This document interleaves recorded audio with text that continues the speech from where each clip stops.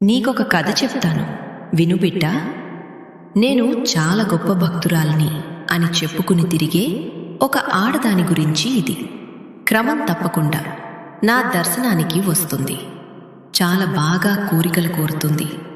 మంచిగా కట్టుబొట్టు సింగారం ఉంటుంది. కాని ఇంట్లో భర్తకు సరిగా అన్నం కూడా పెట్టదు.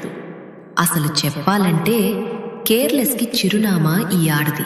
ఇలాంటి వాళ్ల కోరికలు నేను ఎలా తీరుస్తానో చెప్పు. అసలు నిన్ను ఈరోజు ఈ గొప్ప స్థితిగతులతో ఉంచడం అనేదే ఒక గొప్ప విషయం.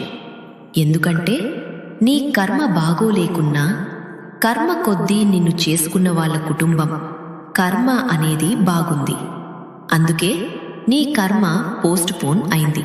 కానీ గుర్తుపెట్టుకో, కుటుంబాన్ని పక్కన పడేసి నీకు నచ్చిందే ఆడతాను, నా నోటికి అడ్డు ఎవరొస్తారు అనుకో.